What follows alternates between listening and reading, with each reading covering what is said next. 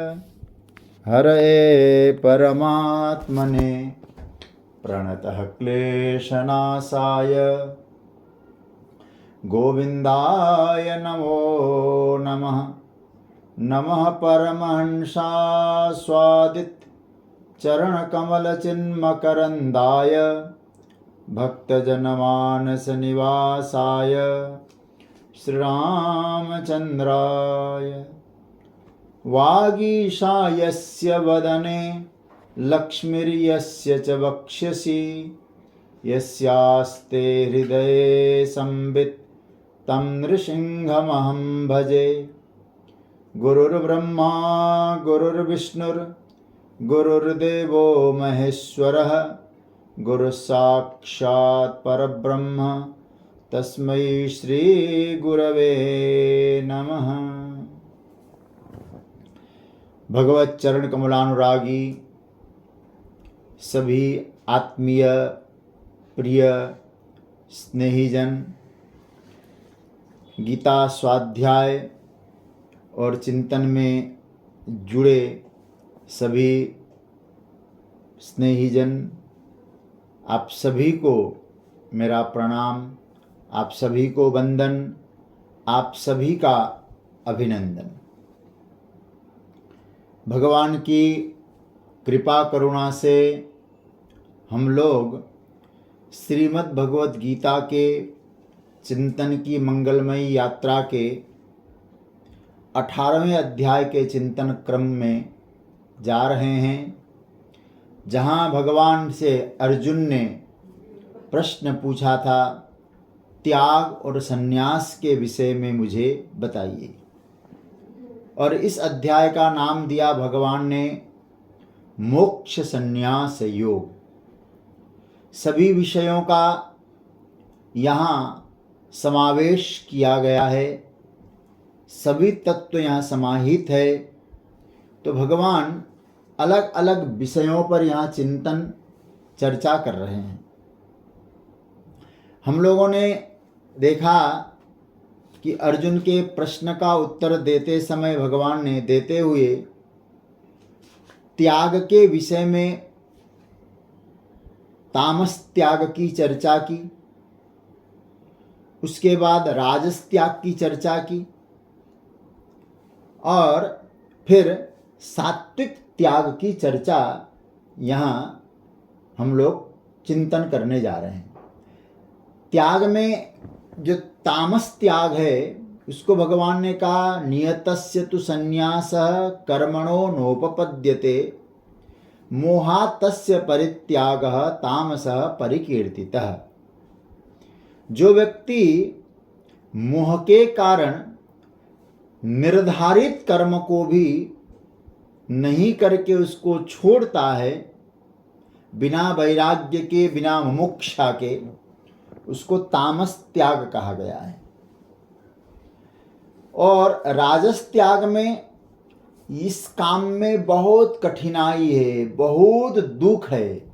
यदि मैं इस काम को करूँगा तो कष्ट मिलेगा, काय क्लेश, शरीर को कष्ट होगा। इस प्रकार के भय के कारण जो कर्म का त्याग करता है, उस त्याग का नाम दिया राजस त्याग। और उसको त्याग का कोई फल नहीं मिलता है। लेकिन सात्विक त्याग की विलक्षणता पर भगवान यहाँ प्रकाश डालते हैं। सात्विक त्याग क्या है, उस पर बहुत गंभीर चिंतन की आवश्यकता है, क्योंकि व्यक्ति केवल कर्म को त्यागने से त्यागी नहीं होता है। मैं प्रसंग को आगे बढ़ाऊं, एक बात आपके सामने रखूं। योग वासिष्ठ प्रसंग में, योग वासिष्ठ में एक कथा आती है।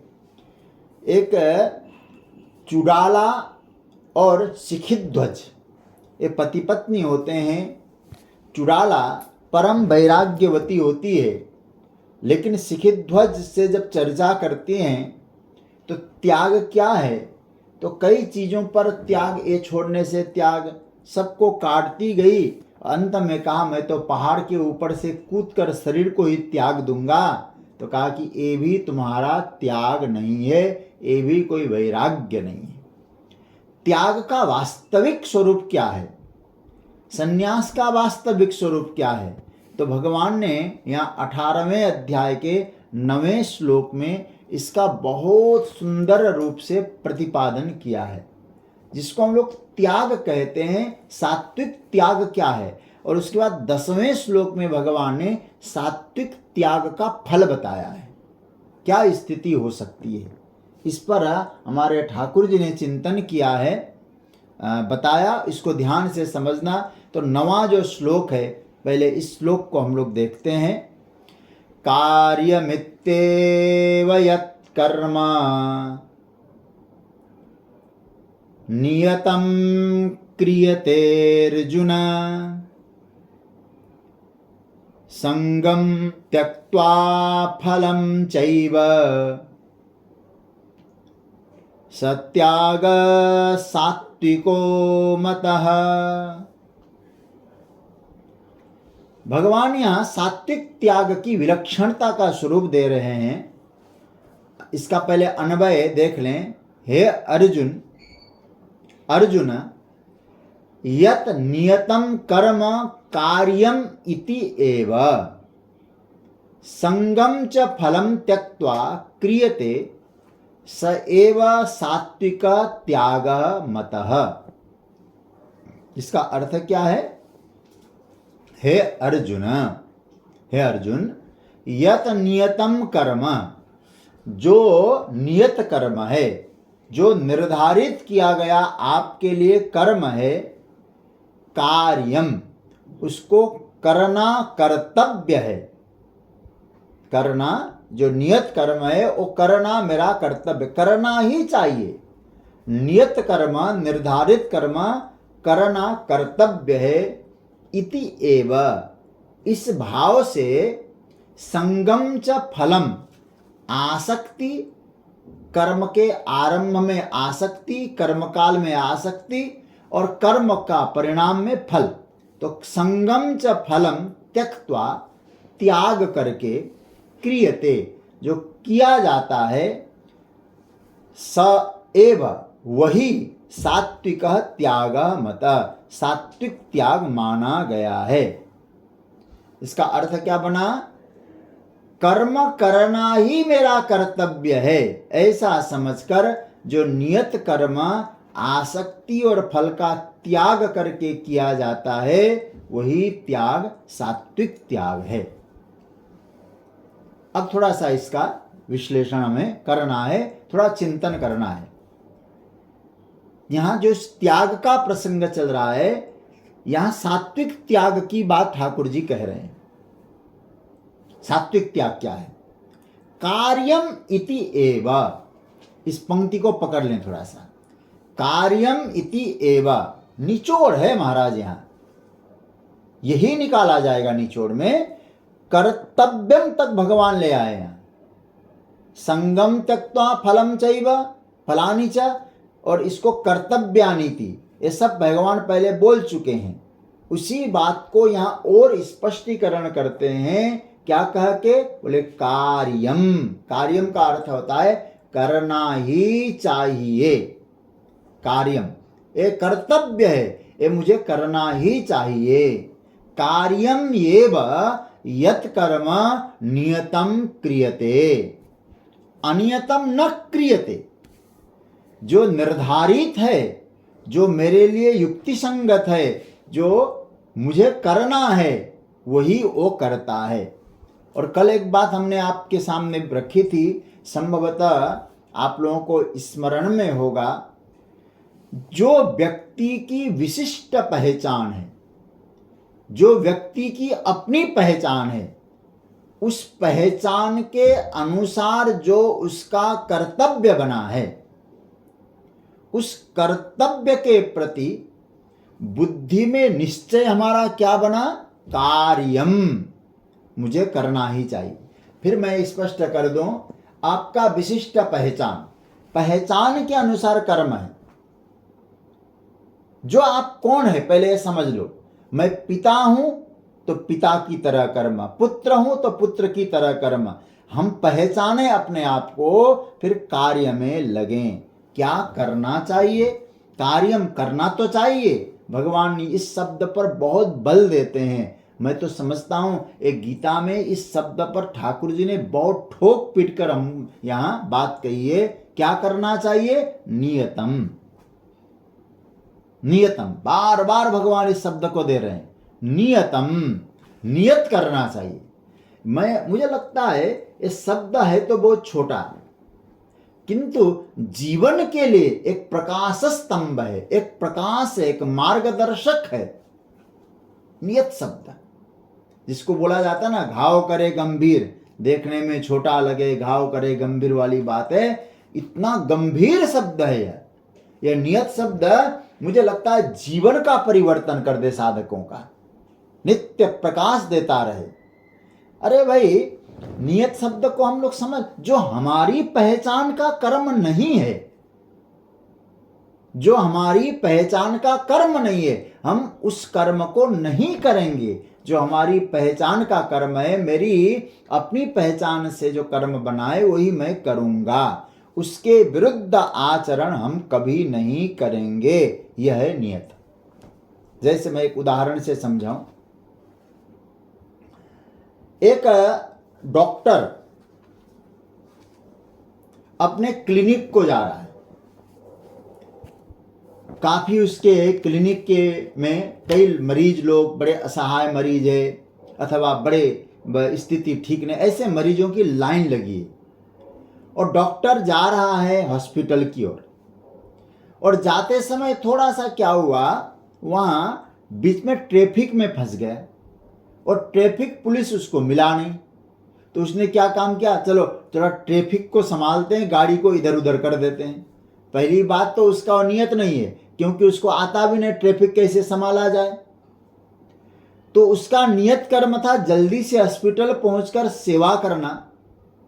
कोशिश करता, थोड़ी देर किसी रास्ते से निकल जाता, थोड़ा प्रतीक्षा करता। उसने क्या काम किया, पूरा गाड़ी को ठीक कर दो, सभी गाड़ी को निकाल दो, उसके बाद मैं जाऊं।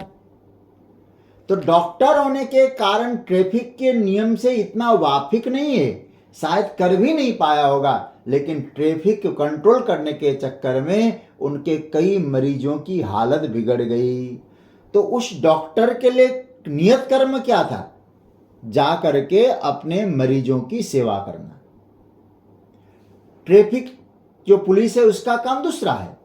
इसलिए नियत को पहचानना, मैं डॉक्टर हूं कि ट्रैफिक पुलिस हूं, जो पहले अपने पहचानो, फिर उसके लिए जो नियत कर्म है वो काम करें। इसलिए मुझे मानस का भाव बहुत अच्छा लगता है। जब पवन नंदन श्री हनुमान जी महाराज, वो सब आप कथा से परिचित हैं, जब कोई नहीं तैयार होता लंका जाने को, अपना अपना बल बताते हैं, निज निज बल सब काहू भाषा, पार जाई कर संशय राखा। अपने अपने बल की चर्चा करते हैं, लेकिन पार जाने में सबको संदेह होता है, हम कैसे पार जाएं। तब जाम्बवंत ने हनुमान जी को जगाया। कैसे जगाया वो सब हम लोग जानते हैं कि पवन तनय बल पवन समाना, बुद्धि विवेक विज्ञान निदाना, कवन सो काज कठिन जग माही, जो नहीं होत तात तुम पाही, राम काज लगी तब अवतारा, सुनत ही भयो पर्वताकारा। जाम्बवंत ने हनुमान जी को जगाया। यहां तक सब लोग परिचित हैं। जो मुख्य बात मैं आपके सामने मुख्य बिंदु रखना चाहता हूं, उसके बाद जाम्बवंत से हनुमान जी ने पूछा, जाम्बवंत मैं पूछूं तो ही, उचित सिखावनु दीजय मोहि। मुझे उचित शिक्षा दीजिए कि मुझे क्या करना है, कितना करना है। और आपको मालूम है जाम्बवंत ने क्या कहा, इतना करहो तात तुम जाई। इतना करना। हनुमान जी महाराज कहने लगे मैं तो सब कुछ कर सकता हूं, सारा काम कर सकता हूं। बोले क्या काम कर सकते हैं? सहित सहाय रावण ही मारी, सारे राक्षसों के साथ रावण को मार डालूंगा। बोले सीता जी को भी तो लाना है। बोले आनो यहाँ त्रिकूट उपारी, जो त्रिकुटाचल पर्वत है ना, उसको वहां से उखाड़ के यहां ला दूंगा। जामवंत ने कहा मैंने जितना बताया उससे तो आप आगे चले गए। ध्यान से सुनना इस बात को, हमारे जो है साधना की दृष्टि से। हमने जितना बोला था आपको, आप उतना तो नहीं करने की बात कर रहे हैं। क्या कर रहे हैं? बोले मैं रावण को ले आऊंगा, और ले आऊंगा ही नहीं, मार डालूंगा। अच्छा, आप हनुमान जी महाराज के विषय में आप विचार करिए। रावण का वध किसके द्वारा होगा? राम जी के द्वारा। तो रावण के वध का निर्धारण किसके द्वारा होना है? राम जी के द्वारा। और हनुमान जी क्या कह रहे हैं? मैं मारूंगा। तब जाम्बवंत जी कहते नहीं नहीं नहीं, जितना बताया है उतना करो, जो आपके लिए निर्धारण है वो करो। क्योंकि यदि आप रावण को मारेंगे, रावण को मारने की प्रतिज्ञा तो भगवान की है, तो सारा कर्मकांड आप कर देंगे रावण का, तो ये उचित नहीं है। तो जाम्बवंत ने कहा अनियतम मा कुरु नियतम कुरु। इसका मतलब है जो आपके हिस्से का कर्म है हनुमान जी, उस कर्म को आपको करना है। इसी शब्द को आप कहेंगे नियत। नियतम का अर्थ है मेरे हिस्से में क्या है, मुझे उसे तो पहले निभा लूं। हाँ, यदि मेरे हिस्से का कर्म पूरा हो जाए तो आपके पास समय बचा है, कोई प्रेरित करे, उसकी सेवा के लिए कुछ करें, लेकिन मैं अपने नियत कर्म पहले करूं।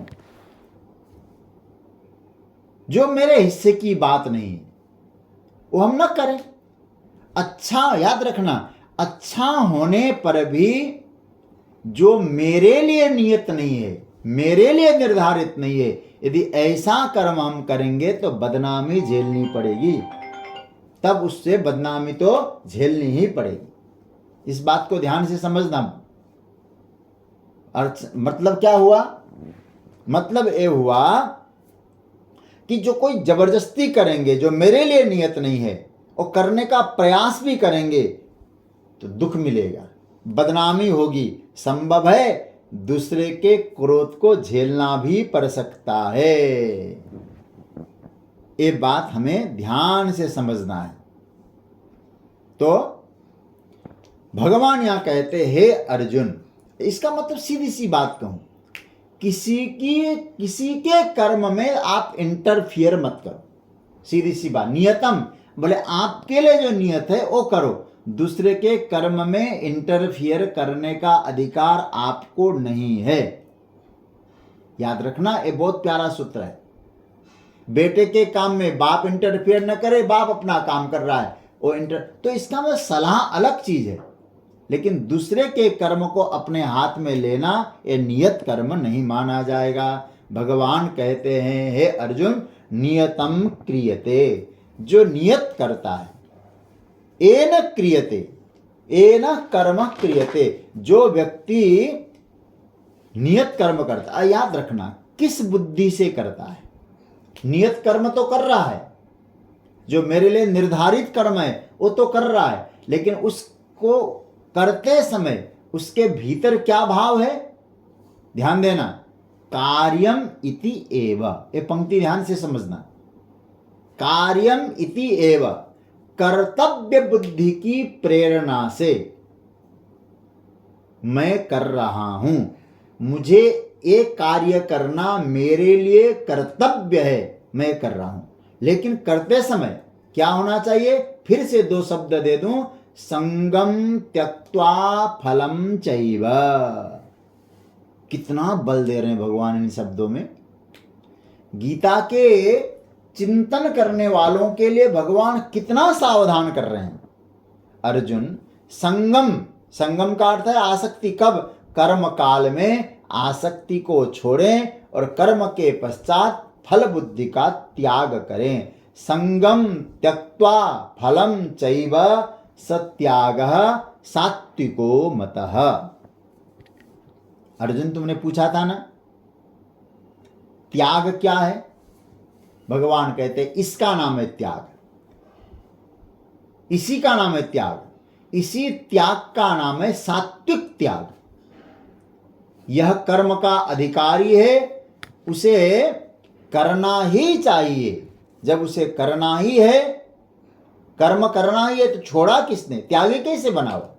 अच्छा सोचिए, भगवान कहते हैं त्यागी है लेकिन कर रहा है, तो त्यागी कैसे बना? ये तो ऐसी बात हो गई, बोले भैया इतना सारा व्यंजन भोजन में बन रहा है, बहुत पकवान है, किसके लिए? बोले फलाहारी बाबा के लिए। ध्यान से सुनना। बोले इतने बाल बच्चे किसके हैं? बोले ब्रह्मचारी जी के हैं।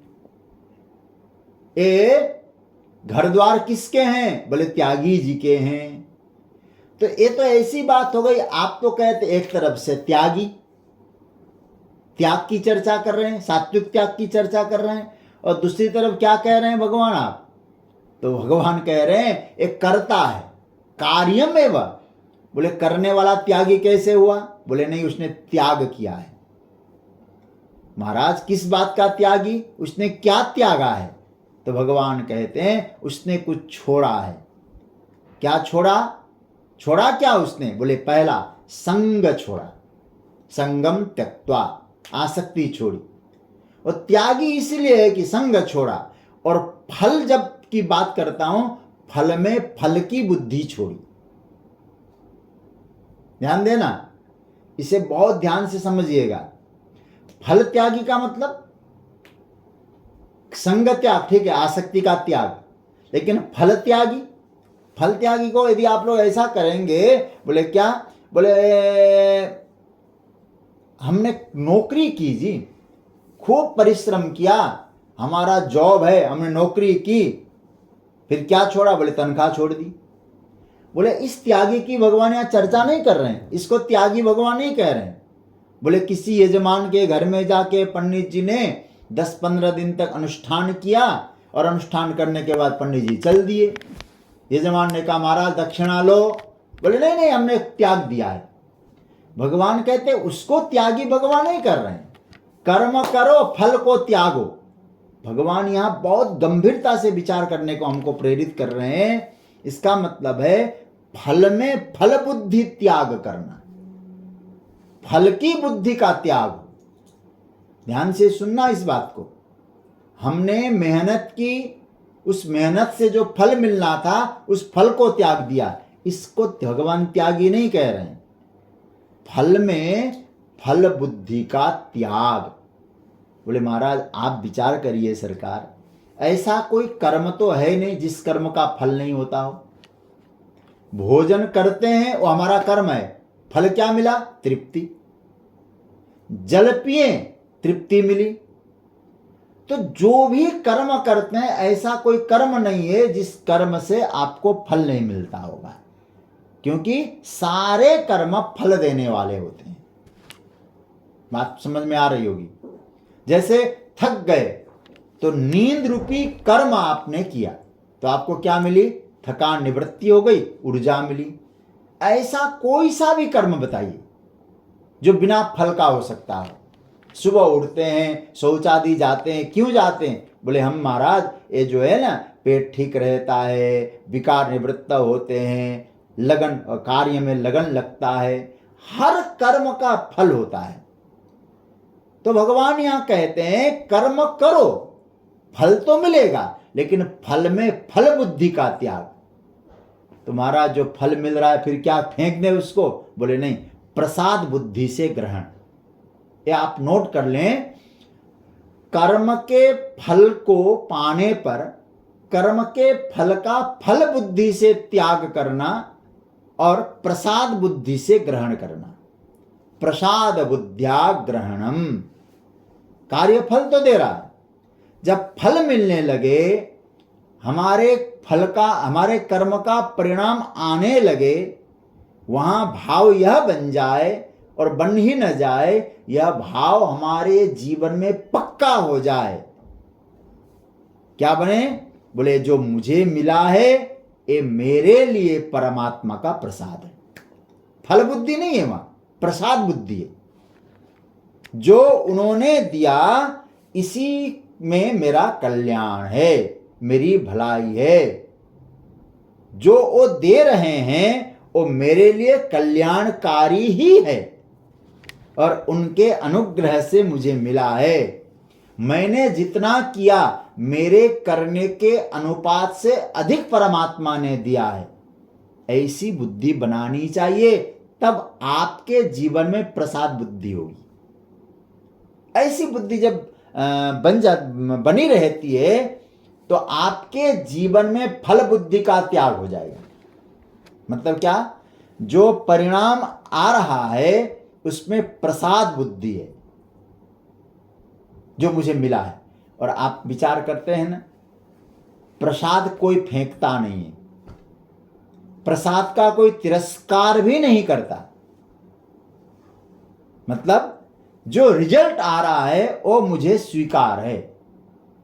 मैंने कर्म किया, अपनी ओर से 100% लगाया मैंने कर्म करने में, लेकिन जो इसका रिजल्ट मुझे आप दे रहे हैं सरकार, वो आपकी कृपा से मुझे मिला है। इसलिए ये आपके द्वारा दिया हुआ प्रसाद है। जो मुझे फल मिला है वो फल नहीं, ठाकुर जी का प्रसाद है।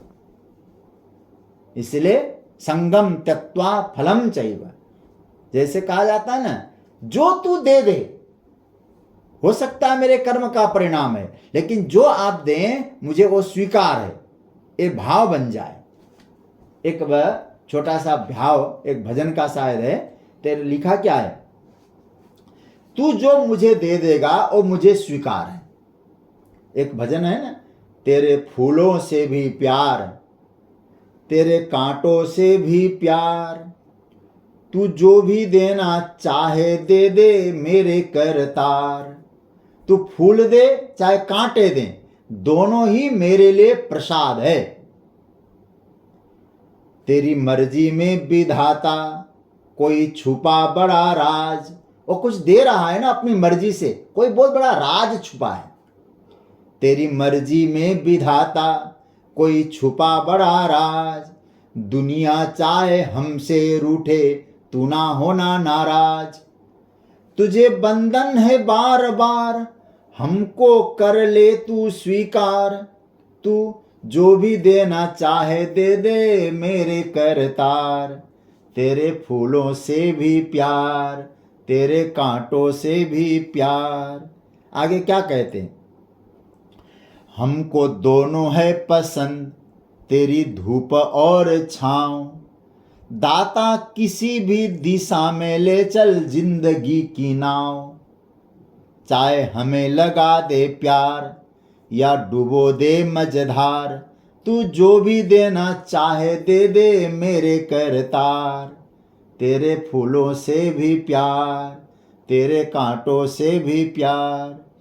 चाहे सुख दे या दुख, चाहे खुशी दे या गम, मालिक जैसे भी रखेगा वैसे रह लेंगे हम। चाहे खुशी भरा संसार या दे आंसुओं की धार, तू दो जो भी देना चाहे दे दे मेरे करतार। तेरे फूलों से भी प्यार, तेरे कांटों से भी प्यार। मैंने तूने जो दिया है मैंने उसको प्रसाद बुद्धि से स्वीकार किया है, फल बुद्धि नहीं मेरी। मैंने किया इसीलिए तूने दिया नहीं, ये तूने जो मुझे दिया है तूने अपनी कृपा से दिया है। हो सकता था मेरी कर्म में गड़बड़ी हो, लेकिन तूने जो दिया है मैंने स्वीकार किया। इसी का नाम है फल त्याग। फल त्याग का मतलब ये नहीं है कि जो मैंने किया उसको छोड़ दें। मैंने किया है, जो उसका परिणाम मिला है वो मिला है ठाकुर जी के अनुग्रह से। मैंने कर्म को कर्तव्य समझकर किया, अब जो परिणाम मुझे मिला है वो मेरे लिए प्रसाद है और प्रसाद को मैं स्वीकार करता हूं। कहीं फल बुद्धि का ऐसा अर्थ नहीं लगानी चाहिए। कई बार हम लोग ऐसा अर्थ लगा देते हैं। क्या लगा देते हैं? बोले हमने फसल बो दी, 3-4 महीना बीत गया, फसल तैयार हुआ, तो कहते क्या कर रहे? बोले काटने तो जाना ही नहीं मुझे, फसल काटने। बोले क्यों? बोले गीता जी में लिखा है फल त्याग। अरे मूर्ख, थोड़ा विचार करो। उसको गीता का उसने अभ्यास किया ही नहीं, अपनी मूर्खता में जी रहा है। फल त्याग किसको कहते हैं? आपने खूब परिश्रम करके फसल तैयार किया, आपने काटा, और जो मिला है कभी कम कभी ज्यादा उसको भगवत प्रसाद के रूप में स्वीकार करना, इसी का नाम है फल त्याग। गीता का संन्यास समझना, गीता का त्याग समझना। ये थोड़े अच्छा व्यापारी लोग हैं, व्यापार करें, खूब परिश्रम करके व्यापार करें। क्या कर रहे हो? बोले व्यापार कर रहे हैं।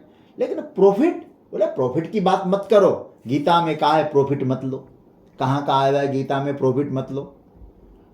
भगवान यहां कहना चाहते प्रसाद बुद्ध्या फल त्याग। जो मुझे मिला है मेरे कर्म का फल है, ऐसा नहीं, ये ईश्वर का प्रसाद है। बात पकड़ में आ रही होगी। हमने खूब परिश्रम किया कर्म में, कोई कोर कसर नहीं छोड़ी, लेकिन फल ये मेरे कर्म का नहीं, ईश्वर के अनुग्रह का प्रसाद है। ये विचार जीवन में आ जाए तो जीवन बड़ा पॉजिटिव हो जाएगा। तो इसका मतलब ये हुआ, जब फल वाली बुद्धि में प्रसाद वाली बुद्धि आ जाए तो याद रखना, फल बुद्धि का त्याग करके प्रसाद बुद्धि की स्थापना हो। दूसरी बुद्धि आ जाए ना, पहली बुद्धि का त्याग हो सकता है, अन्यथा त्याग नहीं हो पाएगा। आप फल त्याग नहीं कर पाएंगे। इस बात को समझना, जब तक दूसरी जमीन न मिले पहला पांव उठता है क्या? आपके पास दो चरण है, दूसरे जगह आपने पैर रखा तभी तो दूसरा पांव उठेगा। तो हमारे पास दो है, एक है प्रसाद बुद्धि, एक है फल बुद्धि। तो प्रसाद बुद्धि को टिकाओ, फल बुद्धि अपने आप निवृत्त हो जाएगा। तब भगवान कहते संगम त्यक्त्वा फलम चैव। प्रसाद बुद्धि में वृत्ति को टिकानी चाहिए। तो इसका मतलब है, यदि कोई व्यक्ति कहे भैया आपके आगे का पांव जमीन पर नहीं पड़ा और पीछे वाला कहे उठाओ पीछे वाला चरण, तो क्या होगा? उठा पाएंगे? गिर जाएंगे। उच्च स्थिति प्राप्त करनी है तब निम्न स्थिति का त्याग हो जाएगा। प्रसाद बुद्धि बहुत उच्च स्थिति है और फल बुद्धि निम्न स्थिति है। प्रसाद बुद्धि को पकड़ लीजिएगा, फल बुद्धि अपने आप चली जाएगी। मैं तो समझता हूं ये प्रसाद बुद्धि बहुत मीठी मीठी, बहुत मीठी चीज है। मैं एक बात और कहूं, कठिन से कठिन परिस्थिति में भी यदि प्रसाद बुद्धि का भाव आ जाए और मुस्कुरा के सहन कर ले, उसके जीवन में चारों तरफ विपरीतता आ जाए, लेकिन आपकी बुद्धि में फल वृत्ति न होकर प्रसाद वृत्ति आ जाए, वो बोल सकता है परमात्मा यही चाहता है। अब आप विचार करना, हमारे जितने भक्त हुए, जितने भक्तों की लिस्ट गिना ले, देख लीजिए आप, ऐसा कौन सा भक्त है जिसके जीवन में विपत्तियां नहीं आई हो, कष्ट ना आए हो? सारे तुकाराम, मीराबाई, नरसी, सब जितने भक्त हैं सबके जीवन में आए, लेकिन उस जो कुछ मिला है प्रसाद बुद्धि से स्वीकार किया। उन्होंने कभी प्रभु से नहीं कहा हमारे विपत्ति को मिटा दो। क्या कहते हैं? प्रभु कैसी भी स्थिति आए तेरे चरणों का प्रेम बना रहे। प्रसाद बुद्धि बहुत बड़ी चीज है। मैं एक बात और कह दूं, प्रसाद बुद्धि आ जाए, भयंकर से भयंकर रोग शरीर में आ जाए, और इतना ही नहीं हार्ट अटैक भी आ जाए ना, और मुस्कुरा के स्वीकार कर लेगा। ये प्रसाद है। ये बहुत महत्वपूर्ण चीज है जो भगवान कहते हैं संगम त्यक्त्वा फलम चैव सत्याग सात्विको मतः। फलम त्याग, फल का त्याग नहीं होता, बल्कि फल बुद्धि की जगह प्रसाद बुद्धि रख लो तो फल बुद्धि अपने आप निमिट जाएगी। कोई व्यक्ति कहे खूब परिश्रम कर रहे हैं, हमको मेहनत आना नहीं चाहिए, मजदूरी करे और बाद में कोई उसको देना पड़े पगार, बोले नहीं चाहिए। बोले नहीं नहीं नहीं, ऐसा नहीं है। परिश्रम करो, फल बुद्धि नहीं, प्रसाद बुद्धि से प्राप्त प्रसाद को स्वीकार कर लो। मृत्यु भी सहज रूप से स्वीकार होती है प्रसाद बुद्धि आ जाए तो।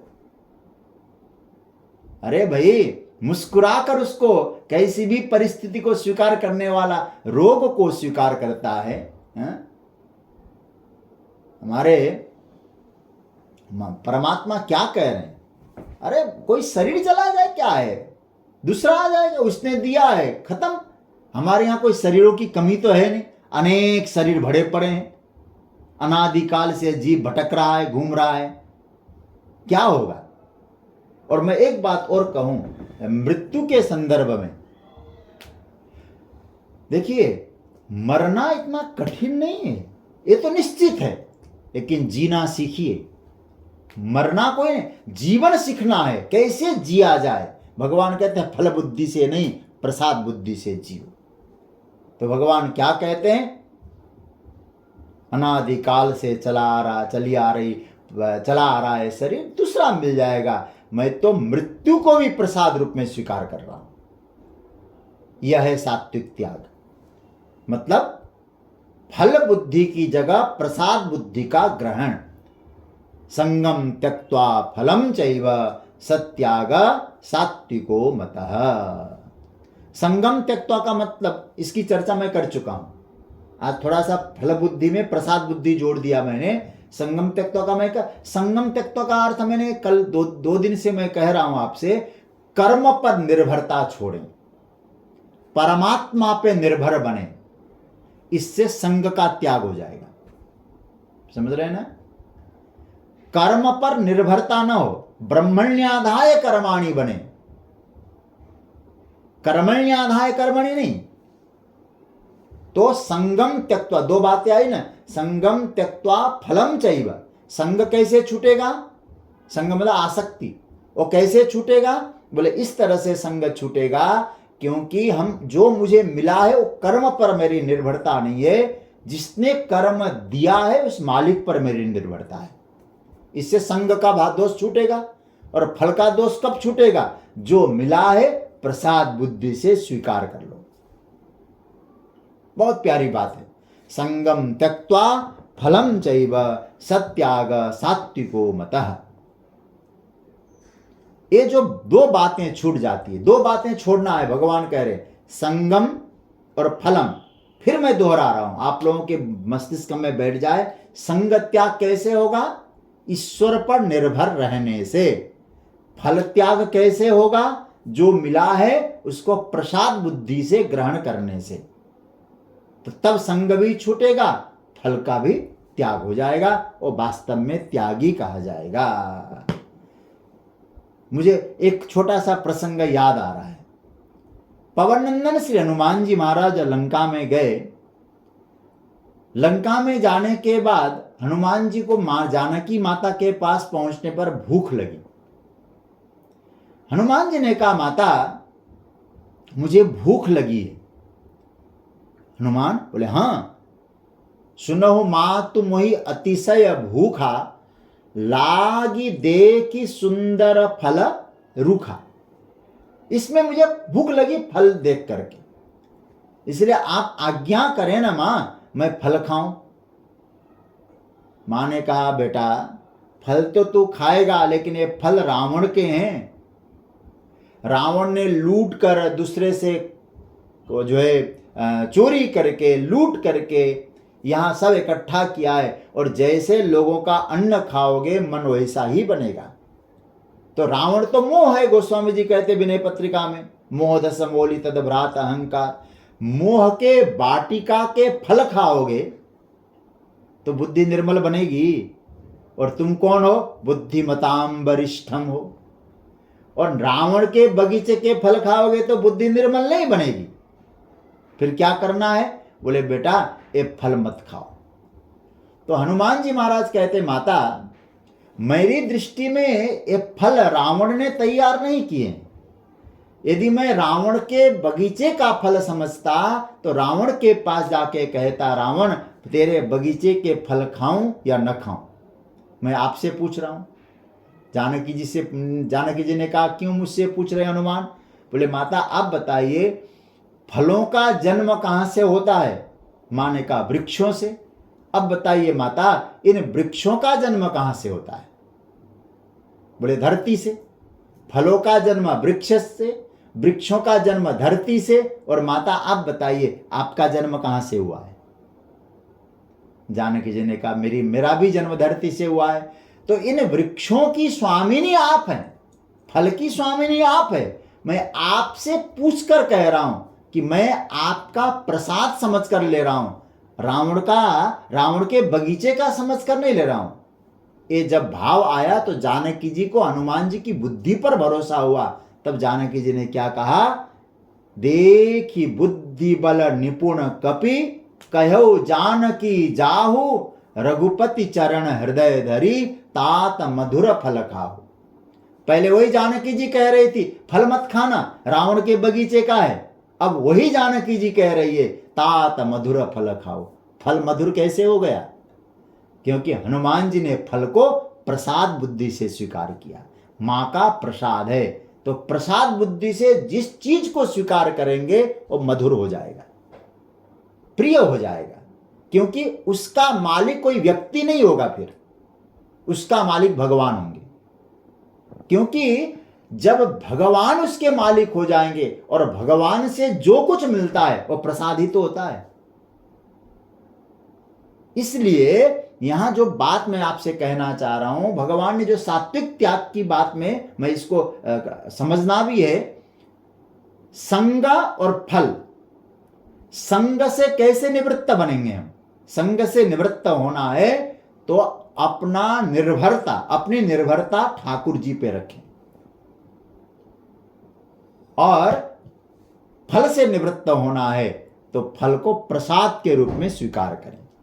ये इसका भाव है। प्रसाद बुद्धि का ग्रहण करें, फल बुद्धि त्याग करें। और प्रसाद बुद्धि ग्रहण होते फल बुद्धि अपने आप निवृत्त हो जाती है। तो इसका त्याग है, इसी का नाम है त्याग। तो अर्जुन ने पूछा, महाराज इस त्याग का फल क्या है? आपने राजस त्याग के बारे में तो कह दिया, नैव त्याग फलम लभेत, है ना, इसका कोई फल नहीं मिलने वाला है। तो हमने सात्विक त्याग किया है। क्या, कैसे किया है?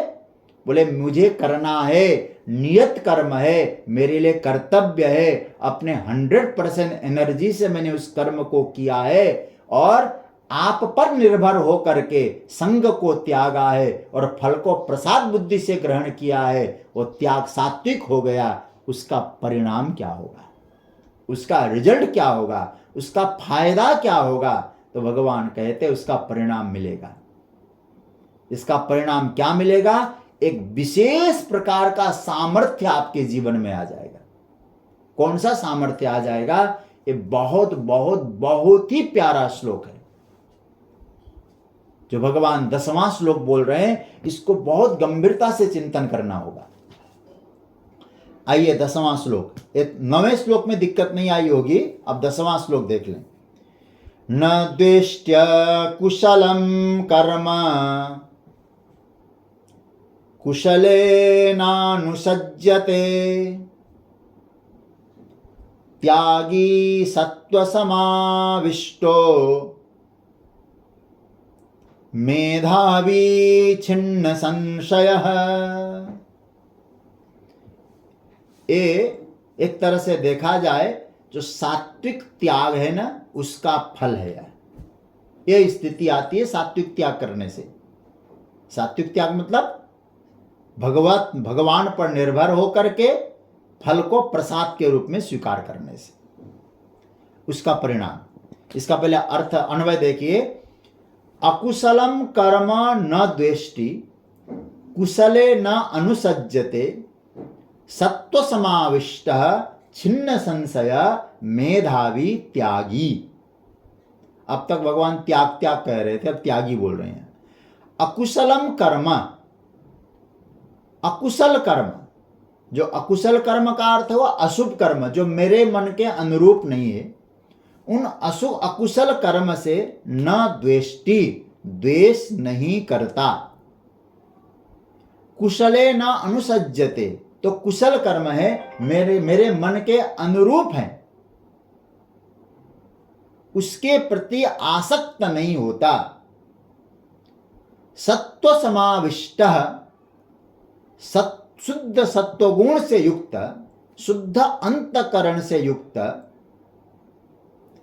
वो व्यक्ति, छिन्न संशय, संशय रहित, मेधावी, बुद्धिमान, त्यागी, सच्चा त्यागी है। इसका अर्थ क्या बना?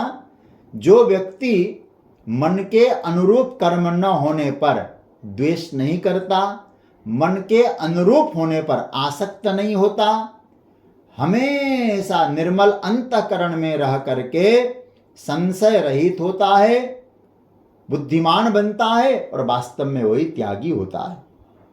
तो इसको थोड़ा सा ध्यान से समझना जितना बने। ये सात्विक त्यागी का लक्षण है। मैं तो ये कहूंगा सात्विक त्यागी के लिए भगवान का ये अनुग्रह है, सात्विक त्याग का ये अनुग्रह है, कृपा है। देखिए, बुद्धि में जब कर्तव्य है, इतना मुझे करना है काफी है, चाहे वो मुझको अनुकूल लगता हो, कुशल लगता हो, चाहे अनुकूल नहीं लगता हो, मेरे मन के अनुरूप हो, चाहे मेरे मन के अनुरूप न हो, मुझे उसे करना है, इंजॉय करते हुए करना है। कर्तव्य त्याग नहीं करना है मुझे। जो मुझे कर्तव्य मिल रहा है, हो सकता है मेरे मन के अनुरूप न हो, अथवा मेरे मन के बहुत अनुरूप हो, लेकिन वो मेरा कर्तव्य है। और कर्तव्य है तो उसमें क्या स्थिति आनी चाहिए आपको? आपके मन के अनुरूप नहीं होगा वो कर्म, तो आपको कभी क्रोध और द्वेष नहीं आना चाहिए। आपके मन के अनुरूप हो गया, उसमें आसक्त नहीं होना चाहिए। न द्वेष्ट कुशलम कर्म कुशले नानुसज्जते। इसलिए ये जो रुचि वाली बात आती है ना, मुझे भा गया, मुझे भा गया, ये रुचि परायण जीवन में हमारे एक रुचि होती, कई बार अरे नहीं ऐसा, एक इंटरेस्ट, एक रुचि परायण जो जीवन होता है, उसमें प्रतिकूल कर्म जब होता है ना, कई बार प्रतिकूल मतलब मन के प्रतिकूल होता है, उसको छोड़ा जाता है। और अनुकूल कर्म, हमारे कर्तव्य के विरुद्ध भी यदि अनुकूल कर्म मुझे मन के अनुरूप मिल रहा है, मैं करने को तैयार होता हूं। बात पकड़ में आ रही होगी। इसलिए यहां भगवान क्या कहना चाहते? जीवन को रुचि परायण मत बनाओ, कर्तव्य परायण बनाओ। मुझे क्या करना है, मेरा इंटरेस्ट किसमें, यह अलग विषय है। इसलिए रुचि परायण जीवन को हमारे धर्मशास्त्र ने, विशेष करके श्रीमद् भगवद गीता ने स्वीकार नहीं किया है। जीवन को कर्तव्य परायण होना चाहिए। अब किसी बेटा बहू से हमारा मन नहीं मिलता, मेरा कर्तव्य क्या है? मुझे अपना कर्तव्य निभाना है। जीवन को कर्तव्य परायण बनाना, रुचि के अनुसार नहीं, तभी कर्तव्य का त्याग नहीं होगा। फिर त्याग क्या होगा? राग और द्वेष का त्याग होगा। न द्वेष्टि अकुशलम कर्म कुशले न अनुसज्जते। ऐसे व्यक्ति को आप क्या कहेंगे भगवान? त्यागी। भगवान कहते हैं वो मेरी दृष्टि में त्यागी है। मुझे कर्तव्य करना है और कर्तव्य कर्म मेरे मन के अनुरूप न हो तो मुझे क्रोध नहीं आता, मेरे मन के अनुरूप हो, मैं आसक्त नहीं बनता हूं। ऐसा जो कर्म करता है, भगवान कहते वो वास्तव में त्यागी है। ये सात्विक त्याग में ही संभव है। यहां आकर के भगवान यहां एक बात स्पष्ट कहते, वो सामर्थ्य से संपन्न हो गया, उसको योग्यता मिल गई, उसमें स्किल का डेवलप्ड हुआ है, ये भाव है, वो त्यागी है। इसलिए भगवान भाष्यकार ने, शंकराचार्य भगवान ने भाष्य में बहुत प्यारी बात कही है। क्या कहते हैं? नित्य कर्मानुष्ठाई संगम च तत्फलानि त्यक्त्वा सत्यागी। इसका अर्थ क्या बना? जो नित्य कर्म का अनुष्ठान करता है, नित्य कर्म मतलब कर्तव्य कर्म, जो मेरे लिए कर्तव्य कर्म है उसको प्रेम से निभाता है और संग और फल को त्यागने वाला त्यागी है, उसको क्या मिलता है, क्या प्राप्त होता है? अब पकड़ना, सत्व समाविष्ट। ये बहुत प्यारा मंत्र है। सत्व समाविष्ट का अर्थ किया भाष्य में, यदा सत्वेन आत्मा अनात्म विवेक विज्ञान हेतुना समाविष्ट। यहां सत्व का अर्थ क्या है? सत्वगुण अर्थ मत करना। कई बार लोग अपने मन से कई बार सत्व का मतलब सत्व नहीं, सत्व समाविष्ट। सत्व शब्द का अर्थ है अंतःकरण। यहां इसलिए हर जगह एक ही शब्द का एक ही प्रकार का अर्थ नहीं होता है। यहां सत्व का अर्थ है अंतःकरण। और कैसा अंतःकरण? सत्व समाविष्ट। यहां कैसा अंतःकरण? बोले आत्मा और अनात्मा के विवेक का हेतुभूत अंतःकरण। मतलब जिस अंतःकरण में आत्मा और अनात्मा का विवेक है, सत और असत का विवेक है, सत को धारण करने का सामर्थ्य है, उसी का नाम है सत्व समाविष्ट। मतलब क्या हुआ? विवेक को स्थापित करने का औजार। आपको विवेक, आपके पास जो विवेक है ना, उस विवेक को कैसे स्थापित करें? आपके अंतःकरण में विवेक स्थापित हो गया, विवेक को प्रतिष्ठा कराने में सामर्थ्य हो गया अंतःकरण। ऐसा अंतःकरण आपका बना। मतलब क्या हुआ? त्याग की साधना से जो फल मिला, वो फल ये मिला, आप में वो विवेक का सामर्थ्य मिला। आपका अंतःकरण विवेक से युक्त हो गया जब इस प्रकार का त्याग होता है। कैसा त्याग? भगवान पर निर्भर होकर संग त्याग और प्रसाद बुद्धि से फल त्याग। तो क्या हुआ? उससे आपको विवेक का सामर्थ्य मिलेगा। विवेक ही नहीं, विवेक का सामर्थ्य। वैसे ही अंतःकरण से यह युक्त हो गया। किंतु हम सबका जो अंतःकरण है ना, विवेक का सामर्थ्य नहीं है।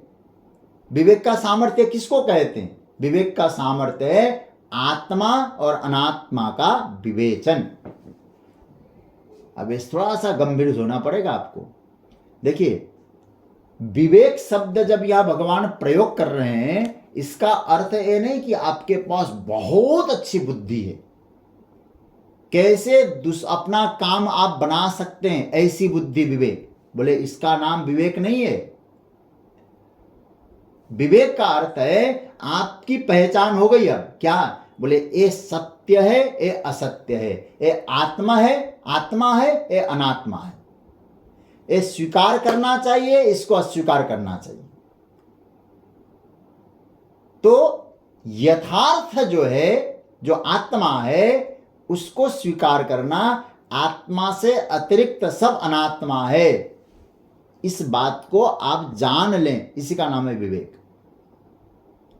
मतलब सद और असत का विवेचन आपके जीवन में हो जाए, उसी को यहां भगवान कहते हैं सत्व समाविष्टो। ऐसा विवेक उसके जीवन में आ जाएगा। कैसा अंतःकरण की भगवान चर्चा कर रहे हैं। भगवान कहते विज्ञान का हेतु आत्मानात्म विज्ञानम, विवेक विज्ञान हेतु। विज्ञान का हेतु, विवेक का हेतु, विवेक करने में समर्थ ऐसा ज्ञान उसमें है। मतलब जानने का सामर्थ्य है। कब हुआ? त्याग से हुआ है। कर्म त्याग किसको कहते हैं? संग त्याग और फल त्याग। सत्व समाविष्ट। मैं तो आपसे कहूंगा, यदि गंभीरता से देखें तो इससे बड़ी उपलब्धि क्या हो सकती है जीवन में? ऐसा अंतःकरण मिल जाए, ज्ञान और विवेक से पूर्ण अंतःकरण हो जाए, इससे बड़ा आपको क्या? ये बाजार में तो मिलने वाला नहीं, ये तो कमाना पड़ता है जी। आप बाजार में जाके कहो कि भैया मुझे ऐसा अंतःकरण दे दो जिसमें विवेक हो, जिसमें विज्ञान हो, जो देने वाला है ना, उसी के पास नहीं है। मैं तो समझता हूं ये हमारी माताजी है ना, मैं गीता को माताजी कह रहा हूं, ये हमारी माताजी हमारा कितना ख्याल रख रही है। बोले तुम्हारे अंतःकरण में ये तो विचार होना चाहिए, क्या सद है, क्या असद है। सत्व समाविष्ट, इसको हासिल किया गया। तो साधन क्या बना? किससे हासिल हुआ है? त्याग। त्याग रूपी साधन से आपके अंतःकरण में विवेक और ज्ञान की जागृति हो गई। त्याग का मतलब सात्विक त्याग। फिर याद रखना, सात्विक त्याग का मतलब संग त्याग और फल त्याग।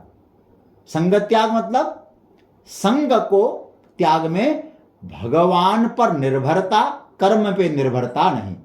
फल त्याग मतलब प्रसाद बुद्धि से ग्रहण, जो मुझे फल मिल रहा है वो प्रसाद बुद्धि से हम उसे ग्रहण करें। भगवान यहां कहते हैं कि अर्जुन उसी त्याग को यहां त्याग, तो सात्विक त्याग, यहां राजसिक त्याग और तामसिक त्याग की चर्चा भगवान नहीं कर रहे हैं। कई बार क्या होता है, जो नहीं छोड़ना चाहिए वो व्यक्ति छोड़ देता है। त्याग को बहुत गंभीरता से समझना। तो पहला सूत्र क्या बना, सत्व समाविष्ट, दूसरा बना मेधावी। मेधावी शब्द का अर्थ क्या, मेधा शब्द आप सब जानते हैं, मेधा मतलब बुद्धि। मेधा तो तब होगी ना जब ज्ञान आवे, उसी को धारण करना।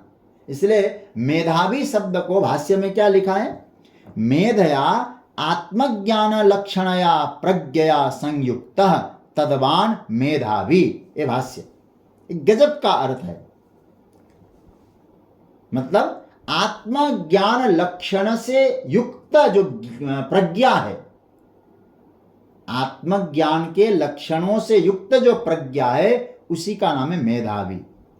क्या गजब का अर्थ है। पहले भगवान कहते सत्व से युक्त हुआ, फिर मेधावी मतलब आत्मज्ञान मिला। ठीक है, यह त्याग क्या फल है, गजब का फल है। पहले आत्मज्ञान से युक्त, सत्व से युक्त, सत्व की मतलब विज्ञान और विवेक से युक्त हुआ, फिर आत्मज्ञान मिला।